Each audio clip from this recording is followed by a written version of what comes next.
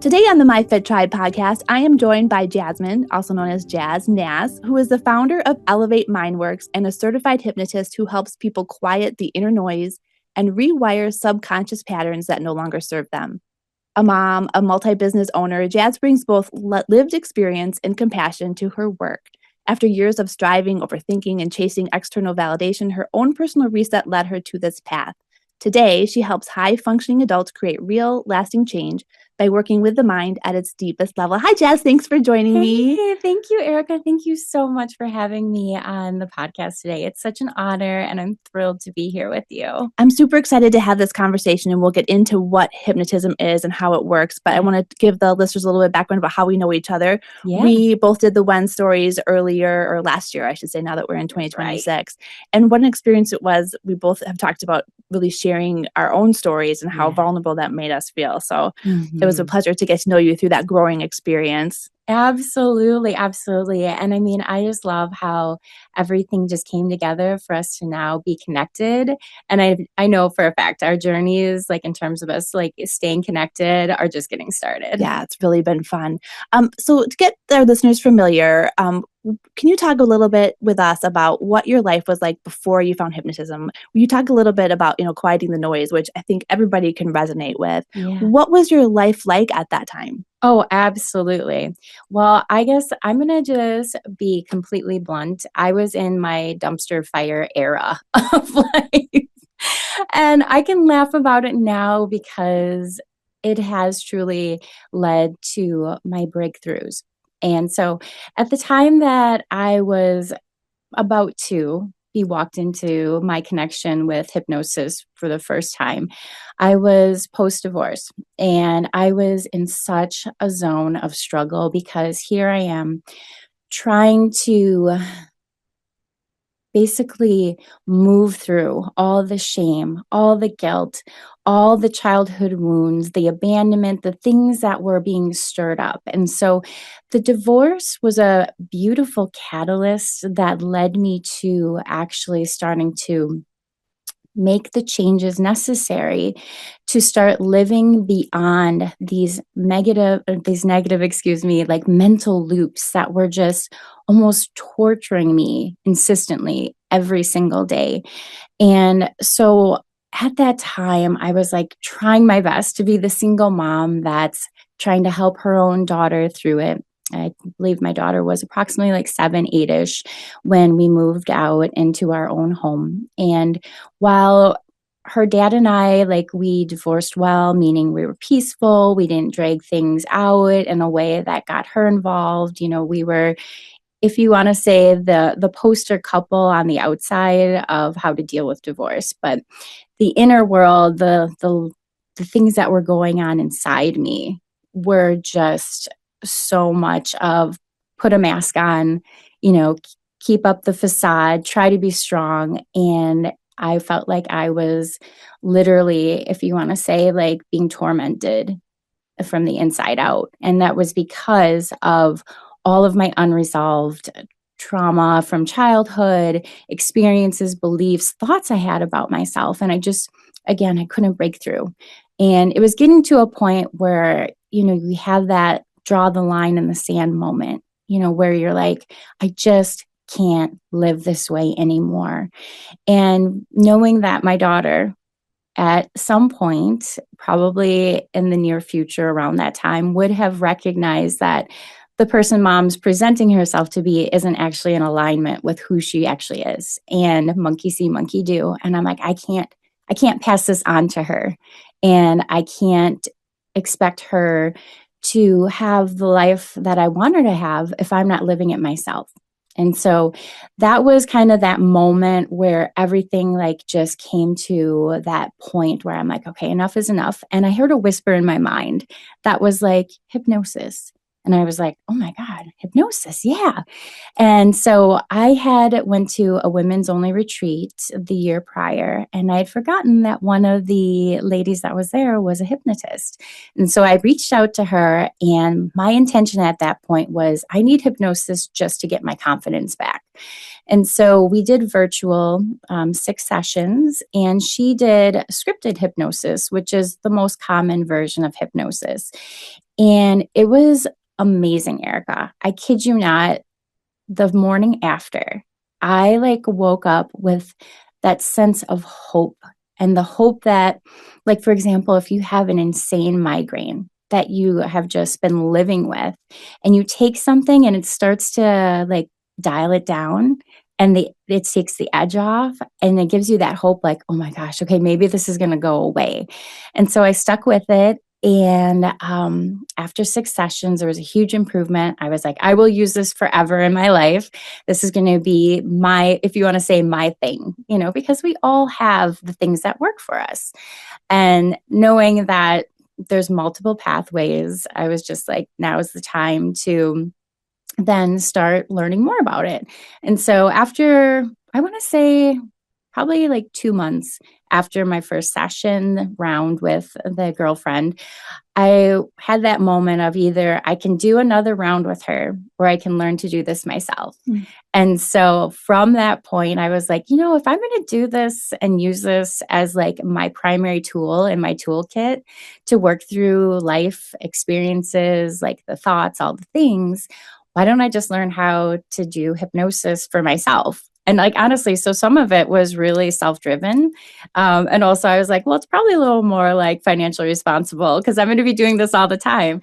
And so that being the case, I went into then getting certified, and halfway through certification, I was like, okay, Jazz, this is way too good to hold on to. And so from there, Elevate Mindworks was born, and I've been honing like the way I practice hypnosis and how I do it. And it's an incredible gift that I feel like I'm giving the world, and I'm so passionate about it. Oh, I just got goosebumps. So many things that I want to dive into that. First off, the fact that you heard that little voice in your head is one of those spiritual things that I just love when people tell me that, because I really think that there's an intuition that we have that we don't always listen to. So got to get that off the table.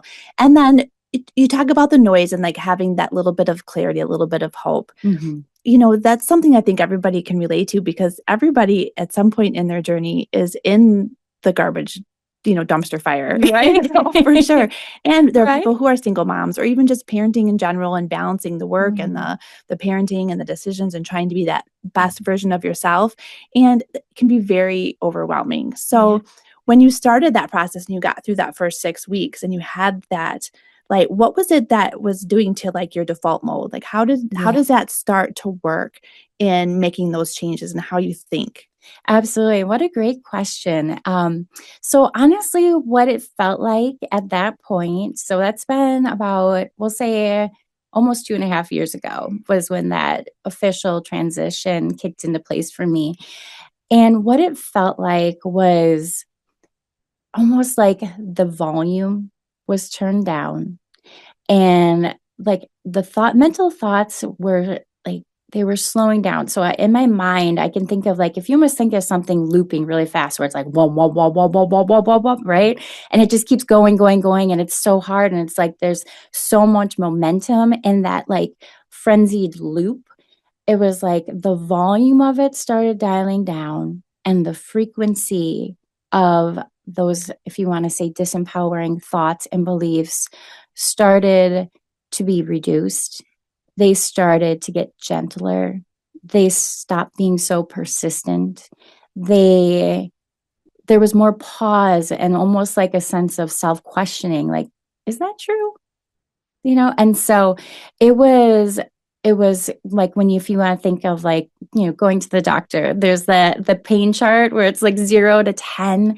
I was living at a 10 for years, even though I was doing all the like supposed things you're supposed to do, the counseling, the journaling, the affirmations, do the courses, listen to the podcast, read the books, go to the, retreats, practice. I even tried plant medicine, being like, something's got to give. And so nothing could quite break through that supercomputer brain that was tucked up here, that was so persistent and insistent on operating those old programs, because it's meant to run on autopilot as much as possible. Right. And so, it was so profound. So I went from that 0 to 10 pain chart, living in 10, to like the morning after, all of a sudden I was like probably at a 7 or 8.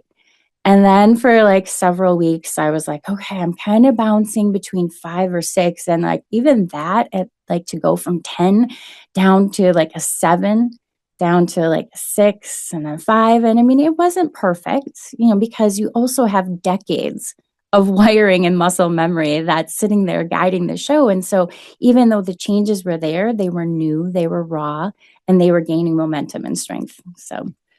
So, boy, it's so hard to delve into this. So, as you said, we think about these things over and over again, and Yeah. they're not always the most positive to help us Right. live that best version of ourselves. So, how does changing that loop impact you in your life, not only as a business owner, but as a mom and just as Jazz? Right. Oh my gosh, it impacts everything because, I mean, our minds are the filter through which we see the world, we experience the world, we derive meaning from the world around us. And so when we're not in a place where, if you want to say the foundational operating system, and I use that as a metaphor because of how much our minds operate like computers. If we're running an outdated system, think about like we've all had the device that like slows down, it bogs down, it glitches.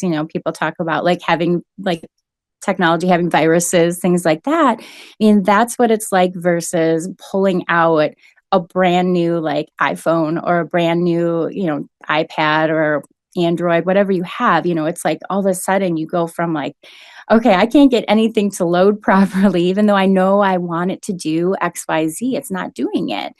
And so, the difference now is so massive because everything that goes on up here, like, is literally like so like I'm just like such a big self advocate now of myself. And now when things present themselves, if it's not, say, if you want to say the most positive thought, I know now to pause and be like, oh, there's something in that. There's a little bit of, you want to say, like an old software, an old program, which is actually an old mental story that has been lurking and it's coming up because it wants to be seen. And it's ready for me to, if you want to say, update it and upgrade it. And so now I'm no longer afraid of my mind. Now I'm the authority of my own mind and my own thoughts. And ultimately, I'm the decision maker on what passes and what gets to reside up here in my mind space. And so it allowed me to take my power back and to be so much more supportive because really, you can't bully yourself into change and into doing great things in a way that's going to be sustainable.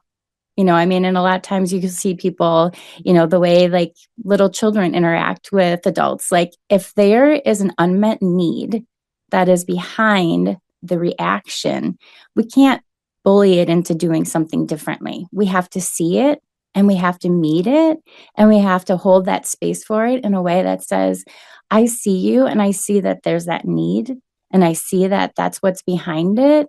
And that doesn't scare me anymore. I'm not going anywhere. Let's figure this out together. Right. And so it shifts everything.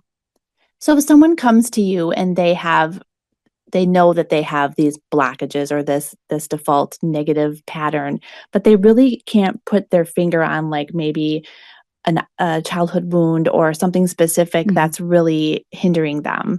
Is that something that you, as you work with them through the hypnosis, that you're able to kind of figure out what that is? Or is it just kind of clearing the air? Like, right. Or both? Yeah, I was going to say that's a fantastic question. And you're onto something because it is both, right? So some of it is clearing the air and some of it is getting to the root. And a lot of times, so what I do that I feel is a huge differentiator is my hypnosis is interactive. And the reason it's interactive is I could write a beautiful script, which a lot of hypnotists use scripts, which is there's no harm in that. The thing is our minds are brilliant and they're clever. And frankly, they'll call bullshit on anything that doesn't align. So if I was to say, go into a session with a client and we've talked about what it is that we want to work on, if there is a root, if you want to say a core root wound, or something that is at the core of that disbelief that is limiting them, that is saying, you don't deserve this, you're not good enough, oh, that's never going to work for you. I could give you essentially in that suggestive state positive affirmations all day long. And even though you're relaxed, the mind will reject it and will be like, yeah, that's nice, but that's not for me. And so clearing the air does help in terms of like this, the scripting to me feels like that surface level, clearing the air, like allowing a little bit of the smoke to like clear, the dust to settle. And it helps some. What I like to do by going to the root of things is it allows us to properly rebuild from a place of new awareness and from a place of like, I don't need to let this unmet need or this like old like wound be the thing that decides my ultimate outcome, what I believe about myself, and how I feel about the world around me.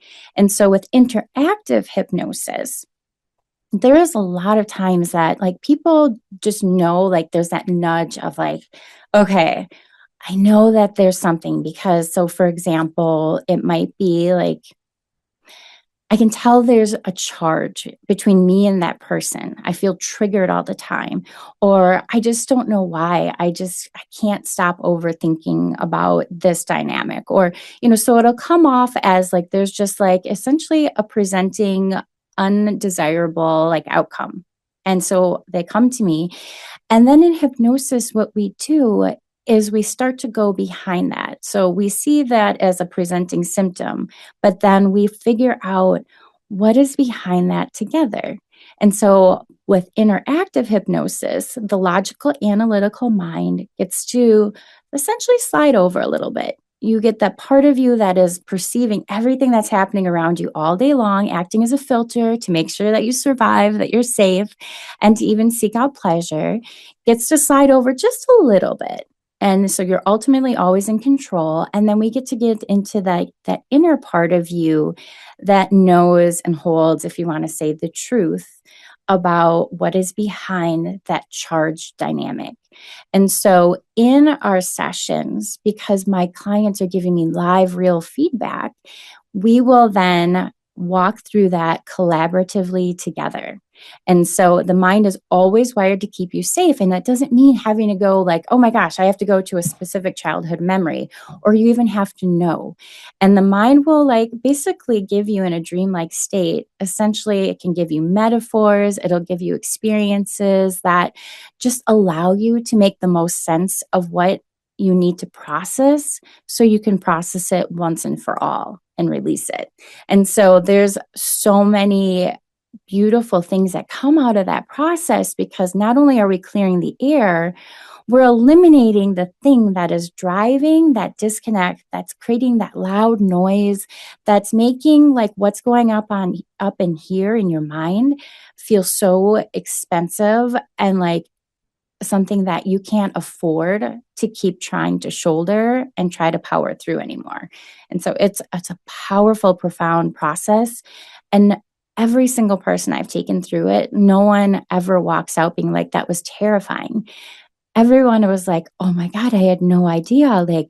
Like for example, one of my last clients, like there was a heaviness and a darkness in relation to a situation that had been going on unbeknownst to her since she was 5, and she's 29 now. And so we just knew that there was a charge there. And she's like, I feel a heaviness and a darkness, and it feels like it's almost like in me, on my chest and down through my abdomen, my solar plexus like area. And so we were able to move through that in ways where we recognized it was there. And then we let her mind take her to the first time she started feeling that way. And so for her, it wasn't an exact experience. It was just like, I was 5. And so I was like, okay, well, what does your 5-year-old version of yourself need to know? And it was like things like, it's not your fault, it's okay, things like that. And she was able to love on the 5-year-old version of her. And then that darkness, that heaviness started to feel less present. And so we continued to walk through that experience of, okay, are there other parts of you that are contributing to that heaviness you're feeling, that sense of guilt. And so there were multiple versions of her, and every time we're like, well, what is that version of you need to know? And so there were so many like moments of shifting that she didn't even know over time. She was just like, it was almost like rucking and like just weight loading more and more that she was carrying and carrying. And then by the end of the session, she was like, it's completely gone. Mm. And she's like, I feel lighter. I can breathe. I didn't even know it was there. And so there's always that sense of, we get to work through things in a way that is, you don't have to do it alone. Right. We're going to guide the process in a way that makes you feel safe and makes peace with those unmet needs and those moments in your life where you didn't get what you really deserved and what you needed to able to make sense of what was happening to you. And so it's a very powerful process. And then because we went to the root, everything that's around that gets to settle down, because now there's no longer that meaning, that sense of, like in her case, that guilt that she was carrying, that personal responsibility for things that were never hers. Right. Yeah. Which we all carry. Oh my gosh, right? Yeah. So much. So much. A lot of people have that conception of what hypnotism is, where you feel like, you see someone on stage where they're making them, stand on one foot and flap their arms or something crazy like that. So for people that have that perception, like, can you share a little bit like what that misconception is and how this is so much different than that?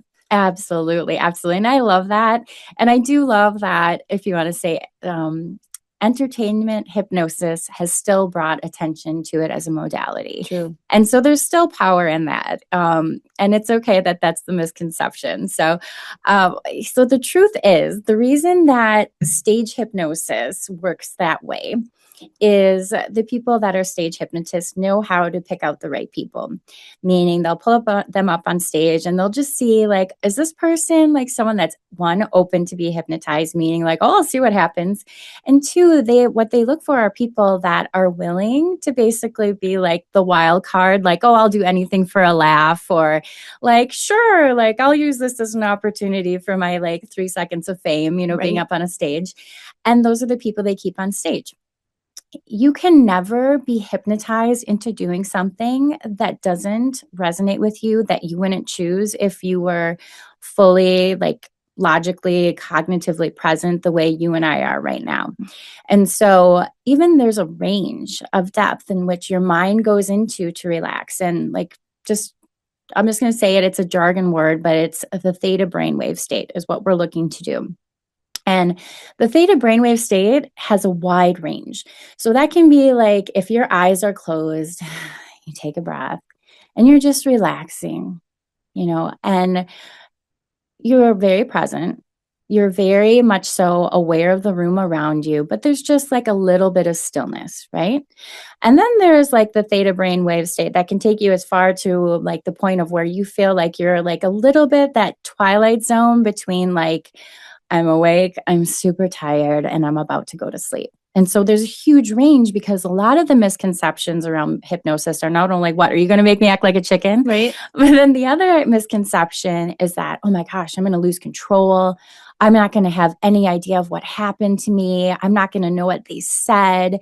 And that's terrifying for the average person, especially when we're talking about things involving our mind. Right. And so that's a huge misconception around it, but it makes sense why it's there. And it also makes sense that, we would want to try to understand based on where we are and what we know about things as a way to help us make meaning of it.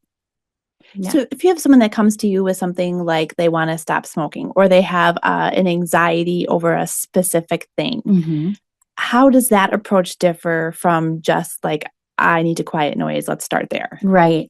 So that approach is going to be different from the perspective of, we're talking about potentially working with habits. Something like anxiety is still a learned habit. For me, I would say the process is the same. So I personally have shifted from direct, if you want to say, behavioral focused hypnosis, like you're quitting smoking and losing weight. And for me, my area of specialty is going basically allowing people to step back into making their mind their ally, because in midlife, things get so loud. There's so much pressure. And whatever is going on around, outside of us and around us usually will dial up what was already existing in our mind. And so a lot of my clients are at that moment where they're like, I'm just ready to make a change. And so basically, though, what my approach overall is always essentially like a method that I've developed. So one, again, it's always interactive. So I'm always getting real lifetime feedback, keeping you safe, allowing us to make sense of what you feel ready for, what you don't, what you want to explore, what you don't, so there's always that ultimate say. But the way I do things is it's essentially like if you want to say a 4-phase process. So the first thing is we find what's driving or initiating that event. So sometimes that can be a memory. There could be a core wound. There could be, just a recent experience that's shining a light on something that we had tucked down a long time ago, right? So we find basically, where's this happening? Where's this coming from? This undesirable response to the world around you. Then from there, we keep what is actually working. Because the truth is, and giving the smoking example, there's always a benefit in our choices. So while we all know, like smoking is not good for you, right? There's always still a benefit to it. So, smoking allows you to take big, deep breaths in, breaths out. Back in the day, people used to get a smoke break. If you just needed a 5-minute pause, you could walk away from work. It was social. It was perceived as cool.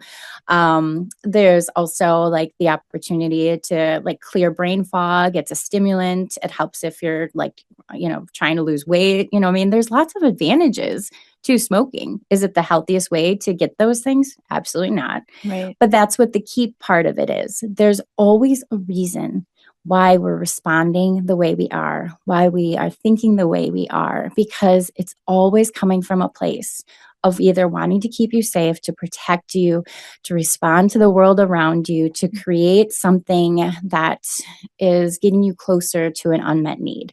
And so we want to keep that, because the mind isn't evil. It doesn't have to be a villain, and it doesn't have to be a bully.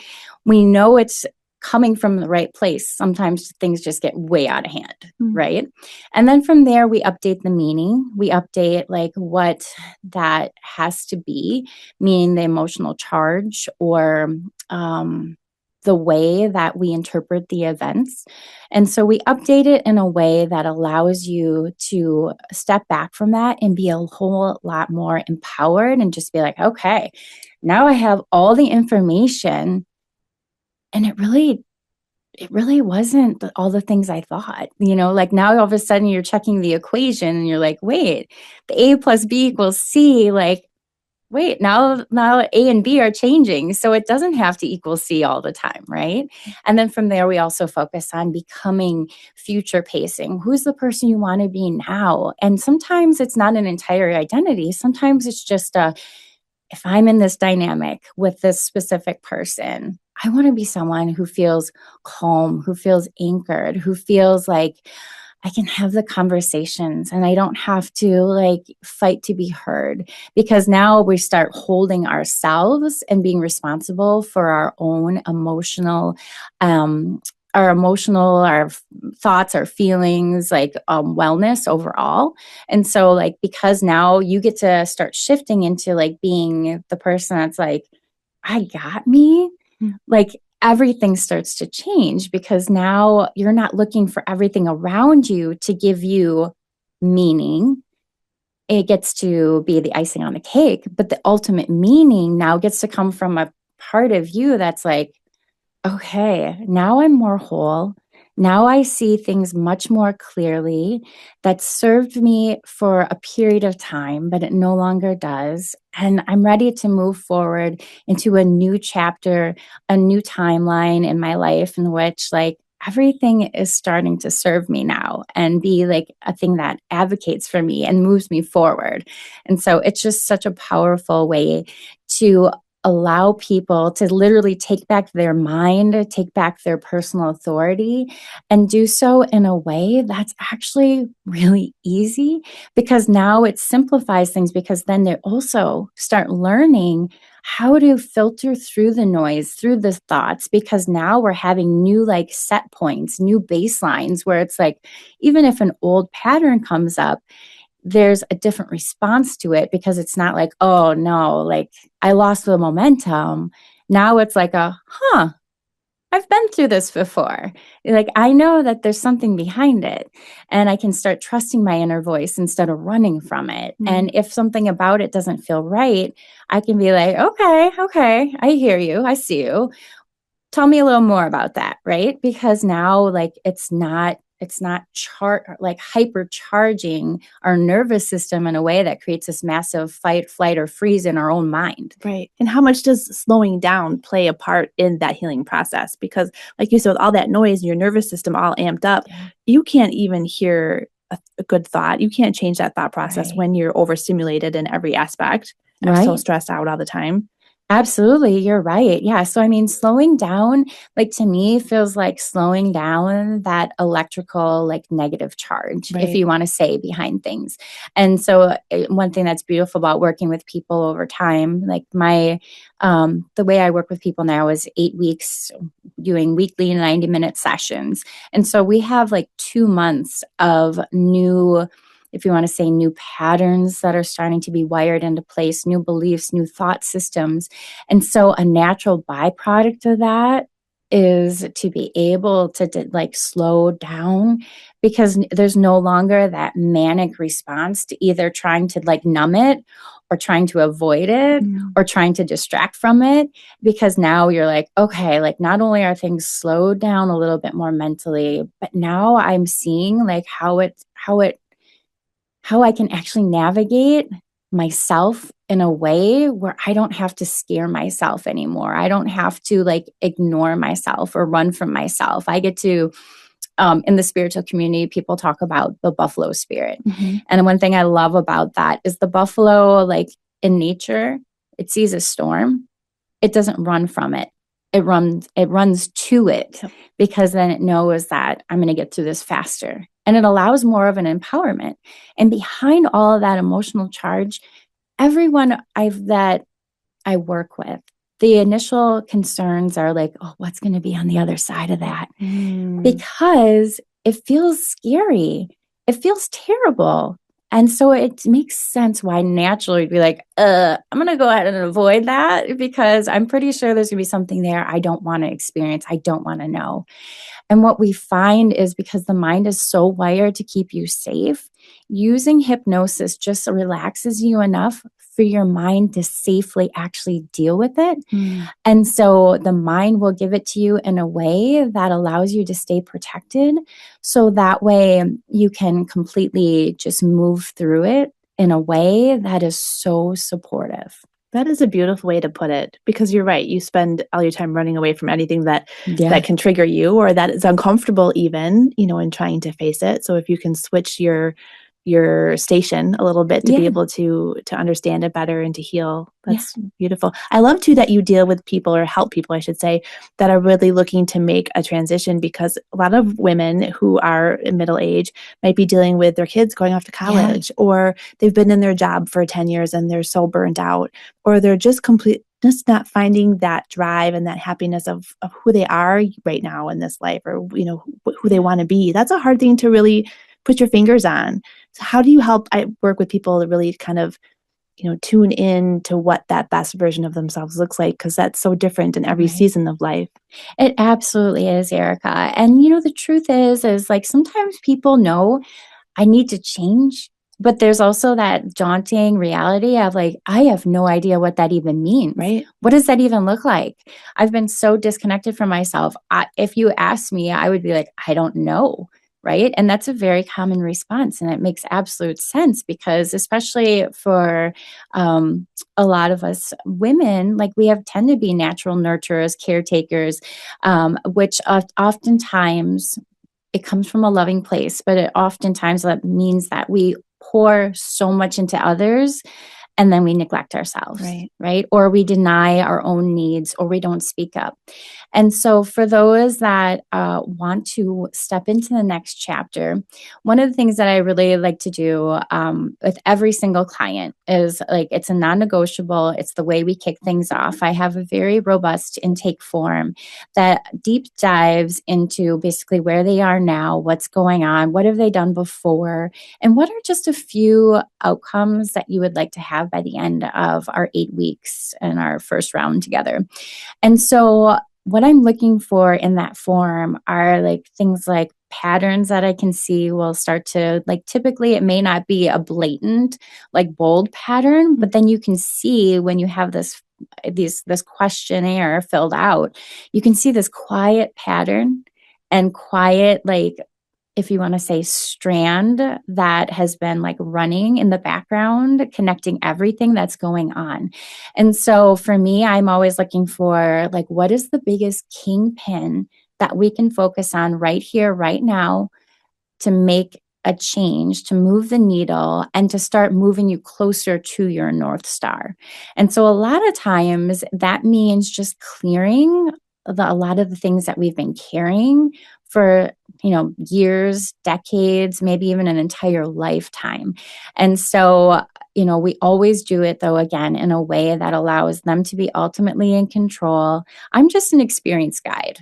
Really, that's all it is I'm an experience guide that's happy to support them in allowing themselves to hear a little more of those inner truths that they've gotten really good at either ignoring, or they had so much other mental volume that they couldn't hear the truths to begin with. And so it's really profound to be able to give people the ability to connect to that inner truth, that inner wisdom, that inner voice that ultimately does love them and is just looking to care for them, but just got stomped out through like a lifetime of experiences.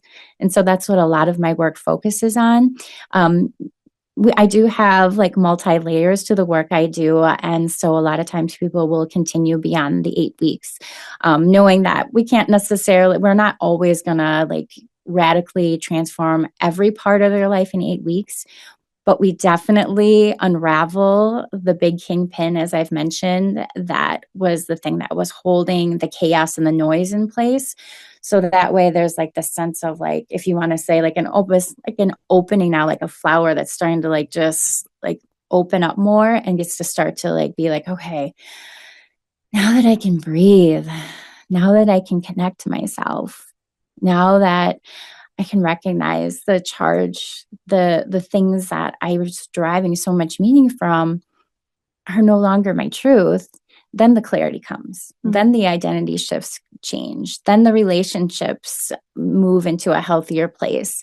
The list goes on. The rumination slows down. The overthinking, the sleepless nights, the night wine ritual, things like that, they all will change. And what I love is that there's so many times that we will work one-on-one, and they'll text me, because I always check in with my clients too. I stay very connected with them. And they're like, oh my God, since we're doing this, now this is changing. This is improving, because now like that we have this big, if you want to say, elephant in the room. If it's resolving, then now the room starts to have so much more space, and you get to put the things in it that you want. And then you're like, well, that was there because I was trying to work around this elephant, right? And now that the elephant's no longer there, like that immediate need for those things are no longer there. And it's like, I didn't even have to think about it. Now it's gone.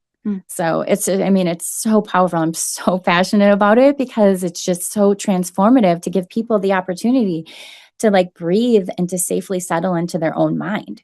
Well, there's so many things we talk about in this podcast between nutrition and fitness and, just health in general. Yeah. And for me, the hardest work to do is on the mind. Yeah. And again, like you mentioned, you can listen to the podcast, you can read the books, which all help. Yeah. But to have a tool that is directly related to things you can do with someone else to improve that and to clear that air is, I can imagine, is a game changer, and really putting in the work because that's hard to do, hard to work on the brain when you don't want to go in there. Right.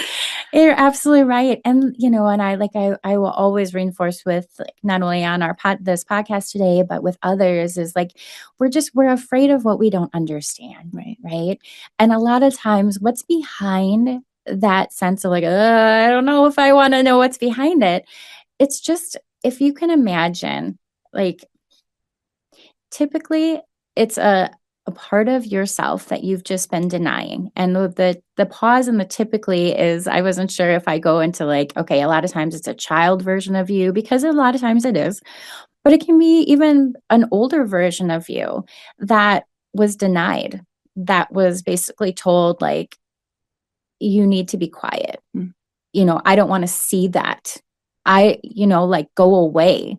And so what's behind that, all that pressure, that scary feeling is just the knock. Hey, somebody pay attention to me. Someone listen to me. Right. And it's the idea of if there's a child that is having, let's say, a tantrum or a loud crying fit, the best way through that isn't to be okay, now I'm going to take you and I'm going to shove you out of the room and I'm going to close the door. A lot of times what they just need is that reassurance that your feelings are okay and you're not going to scare me. I'm going to stay here with you. Right. And a lot of us, we didn't have that experience as children based on the time in which a lot of us were born. I mean, our parents, I know for a fact, all parents, for the most part, always start out trying to do better than what they had in childhood. Right. And it's not always perfect. And sometimes there's ways that parents, wound us that they didn't intentionally mean to, but it's there and we carry it, right? And so when we can recognize that there's that part of us that learned behaviors that are non-supportive through watching our caretakers try to be present for us in ways that we're not always emotionally supportive, we adopt those same behaviors. Right. But when we go to that part of us and we open the door, even though we think there's going to be some scary monster in the closet, we'll find there's just a version of us that we're oh my God, there was, in that time period, I needed love, I needed the reassurance, I needed the support, and I didn't get it. And the only way I know to try to get it is maybe to protect myself and guard myself and shut myself off. Or I only know how to get the attention that I needed through being loud, or to derive specific meaning in a way that creates disruption to healthy relationship dynamics. I mean, the list goes on. And always, always, always, Erica, our mind is trying to create a solution to meet a need from the best way it knows how. And so sometimes the best solution doesn't feel really good, but it's the only way we know. So when we go to it and then we give it what it actually needs, it's oh, I don't have to react like that anymore, because now they get it.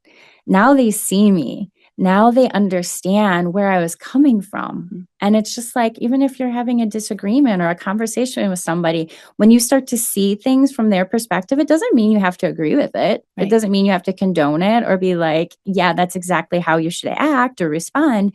But when people start feeling okay, you get me, all of a sudden it's whew, things just get to be a settle down, the nervous system calms down. And then it's okay, let's have that conversation, right? And that's all that's behind that scary part in the mind that people tend to feel afraid of. And the reason I can also bring this up is because that's been part of my journey. And so I started with I was in my dumpster fire era. And so it's the same thing. I get it. And every time I've went to those scary, if you want to say it, the scary feelings, the only thing on the other side of it is more of yourself. That's all you're ever going to find. And all you're doing in that, by going to that scary stuff, is releasing the blocks, the things that are holding you back from taking that part of yourself back and being it's okay. I accept you. I love you. You get to be a part of me, and you get to actually be some of the best parts of me. Right. you know? And I'm glad you touched a little bit on the communication thing, because communication is difficult. Whether Yeah. you're communicating with yourself, your past Yeah. self, with a spouse, with your children, Yeah. and as you mentioned, you said it's not always perfect being a parent. It's never perfect being a No. parent because it's so hard. And again, you're bringing your own trauma and Right. you're just doing the best you can, which every parent should give themselves grace because there's so Right. much that goes along with it. But being able to communicate without getting defensive, it's a problem I have. But, and to be Yeah. able to listen and both sides is important, not only, again, to yourself, but also Yeah. in relationships that you have. So I'm glad that you brought that up, that the hypnotism can also assist in your communication capabilities. Absolutely. It's so true. And just knowing that there's a part of you, if there's, if your response is being defensive, it's still a way of protecting yourself and trying to Exactly. keep yourself safe. And so that doesn't make it a bad thing. It just gets to be information, Right. right? And it's up to us as adults that now have the benefit of more experience behind us to be like, okay, how do I filter that information? Do I prefer this? Do I not? Oh, is that information telling me there's something else behind that? Then to get curious versus resist it. Because if you notice, and I'm sure even with, your own health journey, when we resist that rep, it makes it so much harder versus okay, yeah, this is burning, but it's okay that it's burning and I'm still going to push through it and And do I one got more. this. Yeah, Yeah. exactly. So it's like with that resistance also can impact the way we communicate and it makes sense. Everything, I swear, I like everything makes sense that we do the things we do because our minds are wired to keep us safe, to protect us, to ensure our survival, and to seek out pleasure. Those are the primary things that the mind is always focused on. And so it makes sense why it aligns itself the way it does, to respond the way it does, to take the actions it does, make the choices it does. And so like people come to me and they're like, oh my gosh, like I'm sure you're gonna like need notes and we're gonna need like, like 3 rounds of this. And I'm always like, boo, like honestly, I'm like, your mind is brilliant. Everybody I talk to, everybody I work with, it's like my like automatic response is your mind is brilliant. It's brilliant at doing what it thinks it needs to do. Right. Right. And nobody's broken. Right. Nobody needs to be fixed because that's another thing. When you come in with that broken, I need to be fixed dynamic, like that is a very disempowering, dehumanizing way to have to experience life, Yeah. And so like when we can shift and just be like, no, your brain's doing what it's supposed to do, then it's like, oh, I'm not broken. I don't need to be fixed. No, not at all. Right. We just need to update those mind settings and we get to do that together because we're going to do this in an interactive way using real live time feedback that supports you fully, that allows you to have all the tools, all the assets, all the suggestions necessary to make peace with that specific focus in that session, to be able to make peace with it completely and resolve it in a way that feels like I got this now going forward. Right. So we have just a few minutes left. So Yes. before we touch on my final question, one thing, with working out too, sometimes you get in a really good habit and you clear the air and you're doing well. And, you go through some time and then you start to do it a little bit less and you kind of fall off the road a little bit. And then those old default habits can come back in and take over. As far as hypnosis goes and setting those new mind patterns, how does that work going forward? You get through your 8 weeks and you go maybe a year or two ahead and all of a sudden you're like, man, I just took the wrong route and I ended up back behind where I started. Yeah. How do you approach that? Just suggest another session or, what type of tools do you give to people to ensure to help them as they progress forward to use the tools you've given them going forward? Yeah. Yeah, absolutely. So, I mean, like I think I had hinted at this at one point in our conversation, Erica. And the thing is we oftentimes have decades of default patterns Right. that are like have been in place. And so when we work together, while the change is real, the transformation is essentially like the things we need to do on, like, if you want to say within your mind have been done. The thing is it's still raw, it's still new, it's still fresh. And with anything, there gets to be muscle memory that occurs over time. So when things happen, if people like, if you want to say, like, I wouldn't say like relapse is the word, but let's say they just go back to a place that they hadn't been before, or that they've been before, that they've moved past. A lot of times it's just like, okay, well, gets again to be information. But then the other side of things is the mind is also, there's lots of layers, right? Right. And so all that does is just lets us know, like, okay, there's a new student that's appearing, because what do they say? Yeah, when the student is ready, the teacher appears. And so I always use okay, that's the teaching moment. It's letting you know that there's still something there. And so it's not that what we've done isn't ineffective. It's that there was another layer, another part of your brilliant mind figuring out how to keep an old pattern alive, played out in a new way, maybe, or a slightly new revised way of playing out an old pattern. And it's just that your mind's brilliant. Yeah. That's all it is. It comes up with very clever ways to like outsmart yourself into like sometimes old behaviors. And so just knowing that, it's like, okay, that's no big deal. Like, we're human. So let's figure it out and get to the core of it, and then move forward. And then also too, because the way we do hypnosis, it becomes very much so like, while every session's different, the idea behind the way we do things is very consistent. Mm-hmm. And so I provide my clients with not only recordings and transcripts, but then also supportive suggestions based on each session's wins as ways to reinforce the work they've done. So they also have those assets to take beyond our sessions. And I think it's important for people to remember that no matter what aspect of your life that you're being an advocate for yourself on, it's always going to take work. You don't just find the answer and then all of a sudden everything's great. Right. Unfortunately, it doesn't work that way. Right. Well, I'm so grateful that you came on the show to talk about hypnosis and all that you do. And I can just see the passion in your eyes when you talk about it, which I love. Before I ask that question, you want to tell our listeners how they can find you? Oh, absolutely. Yes. So you can find me online. My business is Elevate Mind Works. So I'm online, elevatemindworks.com. That's a great place to find me. I also offer exploration calls that are complimentary, where we talk about what's going on and how we could essentially approach that by working together for 8 weeks. And so that's one great way to connect with me. Otherwise, I am also on social media. I'm starting to build my business pages.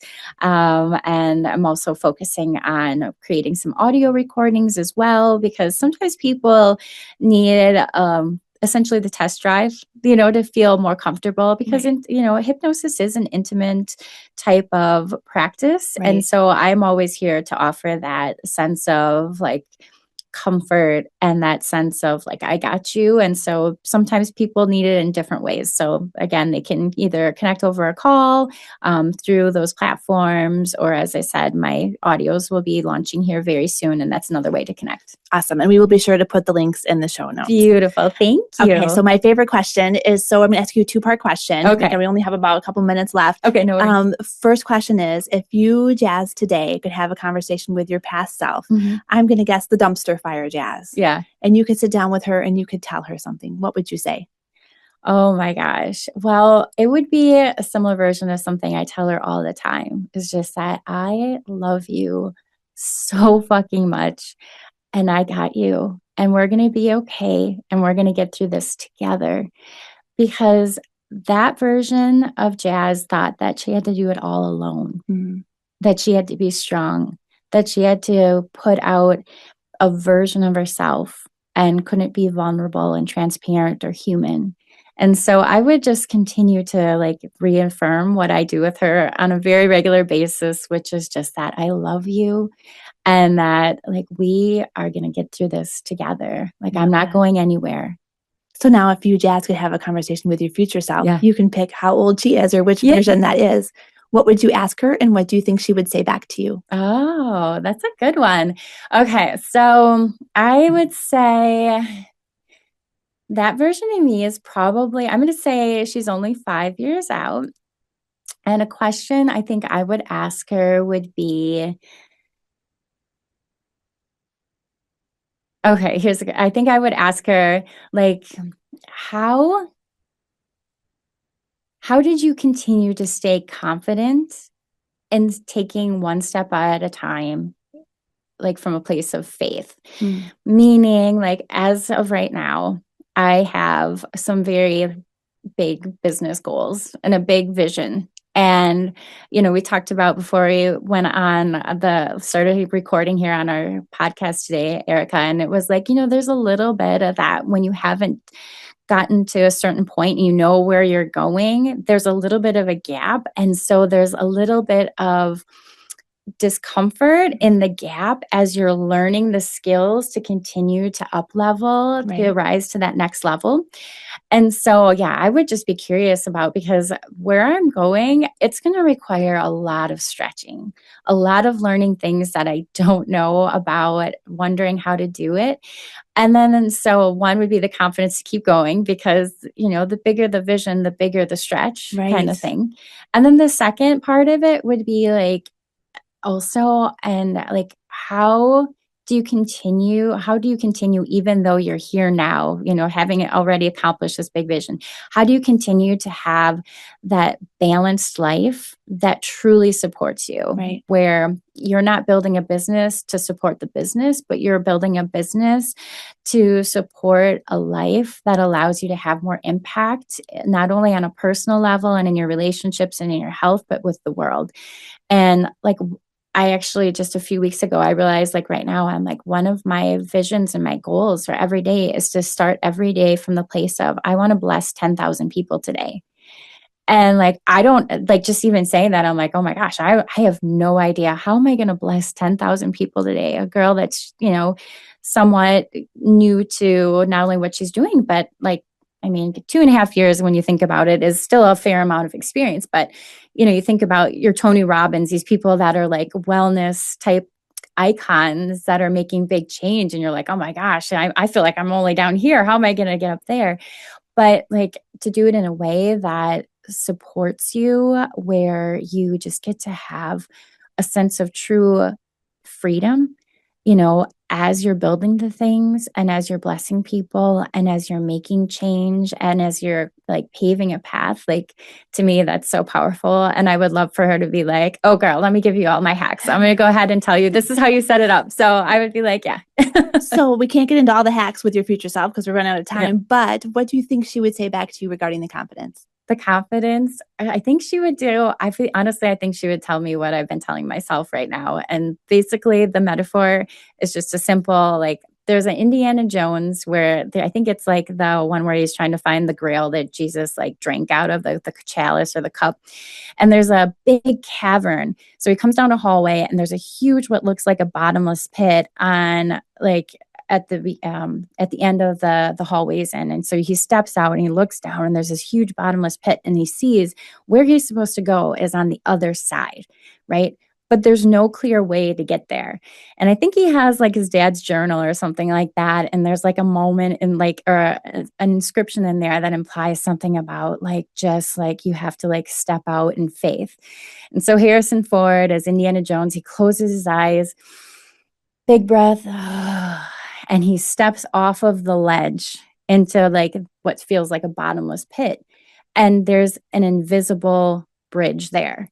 And he just has that moment where he's like, oh my God, like there's something there. I took the step and I didn't see there was going to be anything there, but it was. And then he throws the gravel out so you can see the path.